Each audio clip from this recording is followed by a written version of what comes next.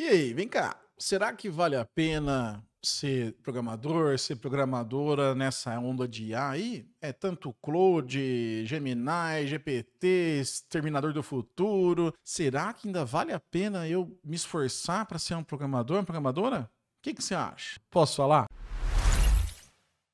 Fala, Neto!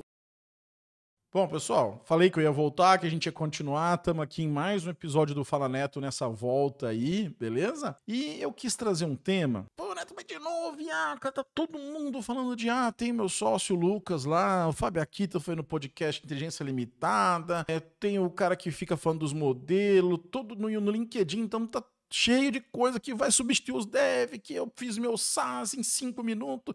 O Mano Devin também falou que vai acabar com... Calma.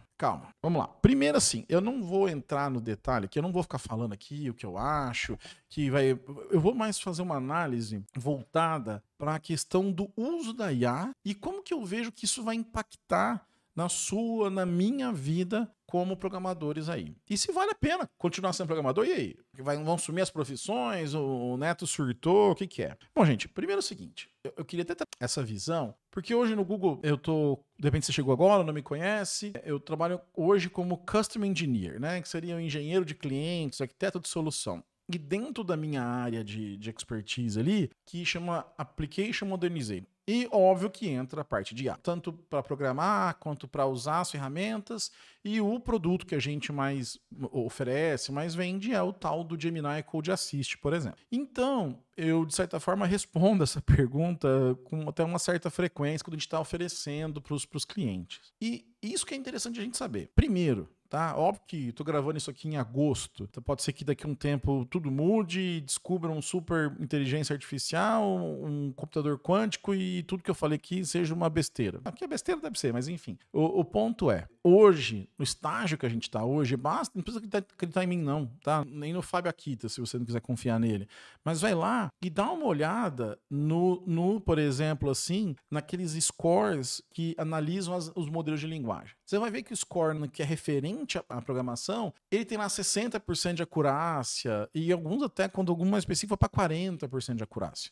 Por quê? Porque esses modelos, eles são modelos de linguagem, são modelos que, até que teve um treinamento interno do Gemini e o cara que criou, né, veio daqui do DeepMind e tal, ele fala assim, um LLM, ele é, na verdade, um grande corretor de celular, de gerar, que ele consegue clicando no meio, só que com uma capacidade muito grande. Óbvio, tem a questão dos prompts, que são vetorizados, tá? Eu estou tentando simplificar. Então, aquilo que ele te dá é uma geração de alguma coisa. Por isso que eu fico muito preocupado. Tem até um vídeo no canal que é um cara que, óbvio que é uma escola de IA, ele estava tentando vender. Neto, mas você também tem uma escola, o App Academy? Tem. Acho que cada um faz o seu marketing de um jeito. Vocês não vão me ver eu fazendo um marketing apelativo para vender alguma coisa de um curso. E aí o cara vai lá e coloca, coloquei o ChatGPT para jogar xadrez com o Gemini. Cara, conceitualmente isso tá errado. Eu não vou entrar em detalhe, quem quiser ver o vídeo lá, porque esses LLMs, eles não pensam. Então é que você fala assim, me dá um código que faz tal coisa. Ele não está raciocinando de verdade em cima do código. Até a Apple lançou um artigo recentemente falando sobre isso. Ele põe lá reasoning, né? Pensando. Não é bem um pensamento, né? Ele está processando aquela informação que você está criando lá. Então vamos lá.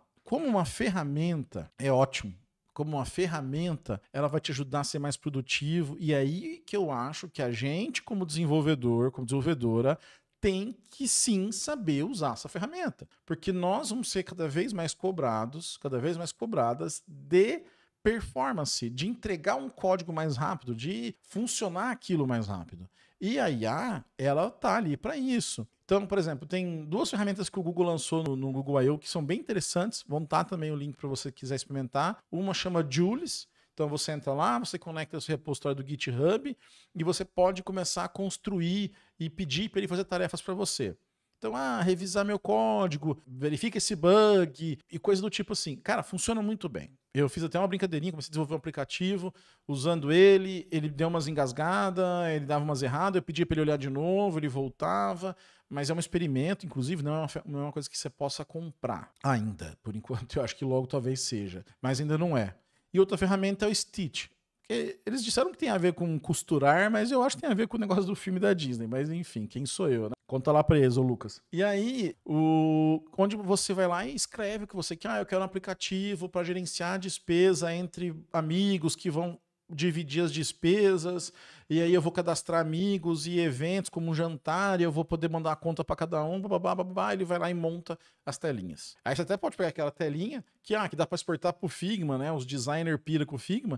Eu posso pegar aquele desenho lá e falar assim, porque o Gemini é multimodal, né? Então, pega essa imagem e faça uma implementação usando Material Design, babá, ele implementa. Então, veja, eu falei de coisas aqui que você ainda precisa saber o que pedir, você precisa saber das orientações para que ele gere código para você. Neto, mas aí eu posso então dizer que qualquer um pode programar. Por quê? Porque eu posso abrir lá o meu VS Code, eu vou abrir o Lovable, vou abrir não sei o que lá, porque no LinkedIn disseram que fizeram o SaaS em 5 minutos. Tá bom. Você vai abrir lá e você vai pedir, essa interface, essa inteligência vai codar para você, vai gerar alguma coisa. E aí, será que vai realmente ficar bom? Você vai conseguir identificar, por exemplo, possíveis erros, possíveis falhas de segurança? Você vai conseguir identificar o fluxo, a lógica? Porque se a gente for pensar em programação, gente, a parte de sintaxe, a parte de dar as instruções, eu diria que é a parte mais fácil de programar. Tanto que as empresas pedem, né, nas entrevistas aí, é o tal do lead code, de fazer um código que é o quê? Não é a sintaxe, é como você usa a linguagem para resolver o problema. E nisso a IA não está tão boa ainda, né? Ela vai chegar nesse ponto? Acredito que sim, que ela vai se especializando e cada vez mais a gente fica longe, aí é uma opinião minha, humildemente, que isso distancia de uma inteligência artificial geral, que seria sei lá, lá dos filmes de ficção científica e tudo mais. Então, por quê?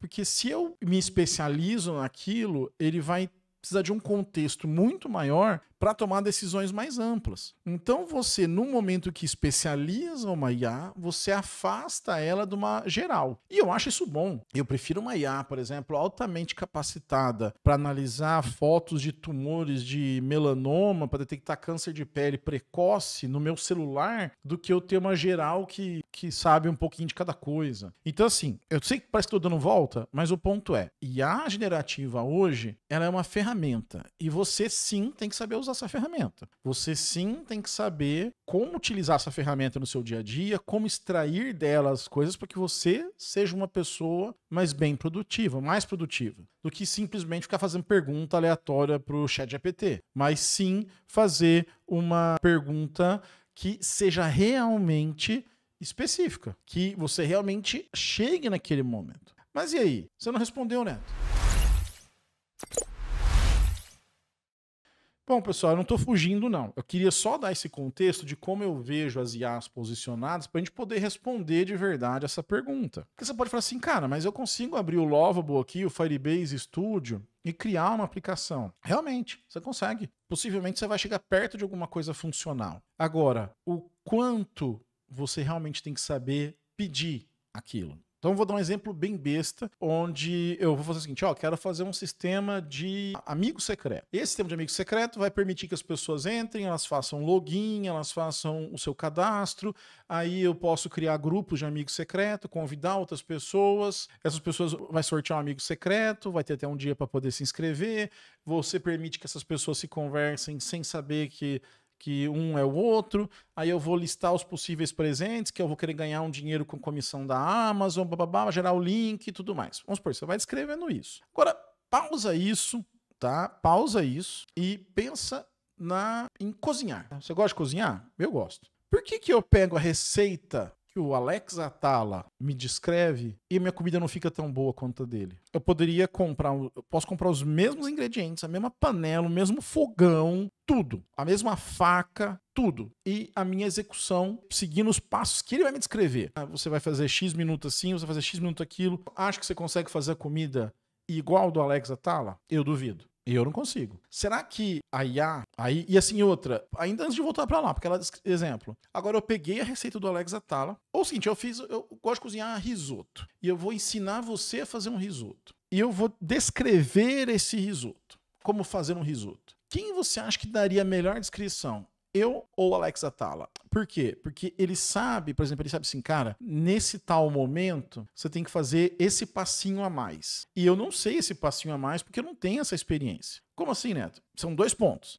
Por mais que ele descreva, melhor que ele descreva, você vai conseguir fazer igual? E segundo, você acha que a minha descrição e a descrição dele da receita vai ser o mesmo nível? Então, voltando, por exemplo, a hora que eu faço e peço para a IA implementar alguma coisa, quem você acha que vai dar a melhor descrição? Eu, que sou um programador da área, por exemplo, eu saiba front-end, eu manjo de banco de dados e tudo mais, ou o meu vizinho, que ele é juiz federal. O cara manja tudo de lei, o cara é um cara inteligente, mas será que ele vai saber descrever um sistema? Então, será que esse cara, quando ele fala assim, não, cara, eu vou criar um sisteminha aqui para mim, para eu pegar minhas audiências, pegar meus processos, e eu vou fazer um sumário, e ele vai listar quem são as partes. Você acha que esse cara vai saber descrever certinho um software? Porque ele vai esquecer de questões de segurança. Como que é a autenticação? É usando token? É usando o quê? Qual que é a entidade que vai... Quando eu salvo no banco, eu vou salvar isso criptografado ou não vou? Que tipo de criptografia que eu uso?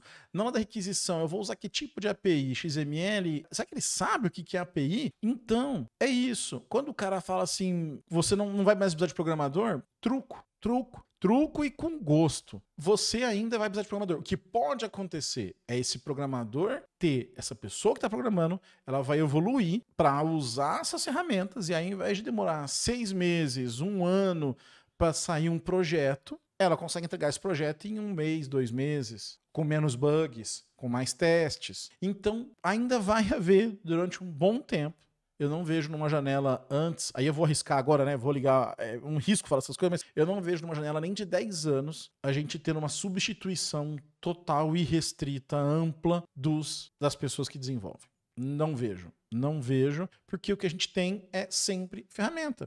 Você pega uma fábrica de carro que está num processo de robotização e de uso de inteligência há décadas. E você ainda tem gente trabalhando lá. Ah, Neto, mas hoje você tem 5 pessoas numa linha, enquanto antes tinham 50 pessoas. Sim, pode ser que em algum momento uma equipe, ao invés de ter, sei lá, 200 programadores, ele vai ter 10 para fazer as mesmas coisas ou até mais. Mas essas habilidades, então, por exemplo, assim, isso até vou revisitar um episódio, eu vou fazer isso agora, eu vou começar a revisitar episódios, né, sobre universidade. Universidade, pelo contrário, eu acho que agora é que esses conhecimentos teóricos e de universidade vão, inclusive, ser mais necessários num mundo onde você quer automatizar um monte de coisa. Porque eu preciso de base, eu preciso de conceitos para pedir as coisas do melhor jeito. Vai falar que você nunca ouviu alguém falar assim, mas para saber mandar, tem que saber, para pedir tem que saber fazer. É mais ou menos nisso. Então, não, eu não vejo como um fim dos programadores essa IA e tudo mais. Agora,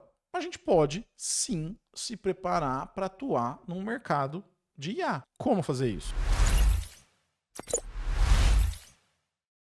Bom, pessoal, até um episódio talvez mais curto que o histórico de episódios aqui do podcast, mas é que assim, é porque é isso que eu vejo mesmo, assim, sem querer enrolar muito, sem querer te trazer firula, tá? A gente tem que entender, na verdade, como se preparar para isso. Então eu acho que você que é da área de TI ou que está querendo entrar na área de programação, o que você tem que fazer agora é, primeiro, aprender sim os conceitos de programação, entender o que são estruturas de dados, porque se numa hora que você pede alguma coisa, a IA te sugere usar um NoSQL ao invés de um SQL, de um estruturado, qual que é a melhor forma? Qual que seria o melhor para cá? Será que é realmente melhor eu usar um SQL? Será que é realmente melhor eu usar um NoSQL? Olha, aqui ela está sugerindo um microserviço. Será que eu vou usar um microserviço mesmo? Será que aqui eu não posso usar um serviço mais orientado a domínio? Então, isso é importante. Então, o que eu vejo que a gente pode se preparar é aprenda sim as ferramentas. Escolha aí por exemplo, eu tenho usado. Eu não sou um cara de front-end, eu sou péssimo de front-end, pela verdade. Então, o que eu faço? Quando eu vou fazer algum projetinho, algum protótipo, eu gosto de usar o Lovable para criar a interface gráfica, o Firebase Studio. E aí eu tenho a parte do back-end. Aí no back-end eu já prefiro usar, por exemplo, o Gemini CLI, que eu vou lá e vou interagindo com o Gemini na linha de comando para ele construir minha API. Então, você tem que saber usar. Então, por exemplo, recentemente eu fiz uma demonstraçãozinha, um aplicativinho pessoal mesmo meu, que normalmente eu gastaria, sei lá, uns 2 meses, porque eu tenho pouco tempo para fazer isso, porque tem aqui as coisas do podcast, aí tem o trabalho, tem família e tal. E aí eu demoraria meses para fazer. E aí eu peguei, entrei no Lovable lá, cara, e comecei a criar. Eu quero um sistema assim, quero fazer isso aqui. Aí, tem que usar o banco de dados, aí tem que usar o tal do SUP lá. Beleza, conectei no SUP, ele sugeriu a tabela. Pô, não, esse campo aqui eu quero que crie assim, tal. Então eu comecei a fazer essas coisas. E aí um projetinho que eu demoraria, que nem eu falei, meses, em uma semaninha eu tava com um protótipo rodando. Então, olha que interessante. E isso, por exemplo, pode funcionar para as automações. E, gente, pelo amor de Deus, para de chamar automação de N8N de inteligência artificial. N8N, Flow, essas coisas. É automação de tarefa. Mas isso é recalque, você tem inveja de usar N8N. Não, cara. Você pode ter dentro de um nó do N8N, de qualquer outro, do Tasks, uma inteligência artificial? Pode. Mas simplesmente chamar de agente de coisa, um chatbot que responde um WhatsApp, não é. Agora, você, como dev, você pode aprender a programar os agentes, entender como é um MCP, entender como é um agent-to-agent que foi lançado pelo Google. Então, como desenvolvedor, como desenvolvedora, vá atrás de subsídios para que você saiba usar essa ferramenta. Então, experimenta o Lovable, experimenta o Firebase Studio, experimenta lá o Cloud, vai tentando.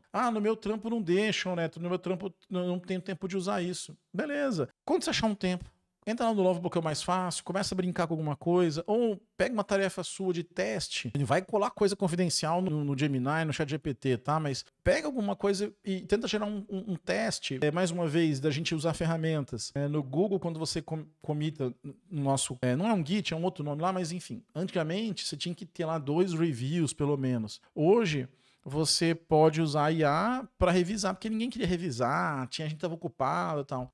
Hoje eu consigo fazer na hora que eu faço um commit, eu posso até fazer isso automatizado ou não, mas eu poderia pegar meu código e usando ali o Gemini, usando ali o Cloud, o que seja que você usa, pedir um review de código. Revisa esse código para mim, dá uma especificação, alguma explicação, um contexto, e vai revisar o código. Veja observações sobre o seu código, peça sugestões de melhoria. Então, use a IA a seu favor. Eu até estava querendo fazer um vídeo sobre como usar a IA para estudar para entrevistas de Elite Code.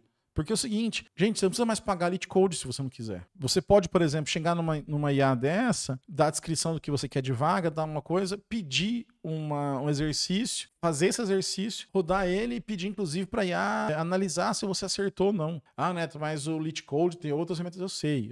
Só estou falando que se você quiser estudar puramente ali, você consegue fazer direto. Mas e aí, gente? O que você acha? Você acredita que... Vamos conversar aqui. Você acha que vai acabar o dev? Que a gente vai morrer de fome ou vai ter que mudar de profissão por causa das IAs? O que você acha? Você já tem alguma situação? Você conhece algum amigo seu, alguma empresa onde as pessoas já foram substituídas por IA? Na parte de programação, claro, né? Queria saber. O que vocês acham aí? Beleza? E aquele pedidinho de sempre, tá, gente? Como eu tô voltando aí de novo... Dá o like, se for o caso no YouTube, se estiver ouvindo o podcast, dá 5 estrelas, recomenda, compartilha, me ajuda aí pra gente fazer esse canal voltar a crescer. Beleza? Obrigado e até o próximo.